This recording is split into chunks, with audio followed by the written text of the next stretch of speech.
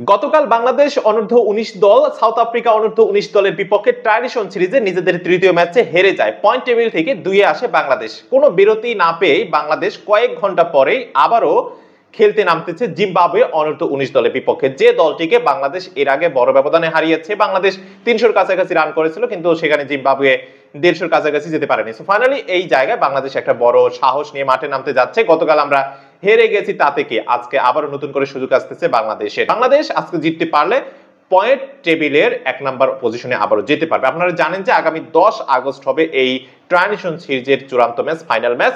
Point টেবিলের শীর্ষ ২-এ যারা থাকবে, ১ নাম্বার এবং ২ নাম্বার পজিশনে যে দুটি দল থাকবে, সেই দুটি দলেরই সুযোগ থাকতেছে ফাইনাল ম্যাচ খেলার। সো বাংলাদেশ কিন্তু এই জায়গায় একটা পজিটিভ পজিশনে আছে, সাউথ আফ্রিকা পজিটিভ পজিশনে আছে। এখন পর্যন্ত জিম্বাবুয়ে কোনো ম্যাচে জয়লাভ করেন, তাই তাদের নতুন স্ট্র্যাটেজি আজকে বাংলাদেশকে হারাতে চায় তারা। আর বাংলাদেশকে হারানো এত বেশি সহজ হবে না, এটা আমরা ভালোভাবেই জানি। তবে ক্রিকেট গৌরব অনিশ্চয়তার খেলে কোনো দলকে হালকাভাবে নেওয়ার কোনো সুযোগ নেই। বাংলাদেশকে অবশ্যই সেই জায়গায় ফোকাস রেখে তাদের ব্যাটিং লাইন আপটাকে আরো শক্তি বাড়িয়ে নিজেদের আত্মবিশ্বাস নতুন করে ফিরে পাওয়ার জন্য এই ম্যাচে জিম্বাবুয়ের বিপক্ষে ভালো করতে হবে। আজকের ভিডিওটি এখানে শেষ করতেছি। খেলাধুলার সর্বশেষ আপডেট মিস করতে না চাইলে অবশ্যই সঙ্গে থাকবেন লাইক, কমেন্ট, সাবস্ক্রাইবের মাধ্যমে। Thank you very much.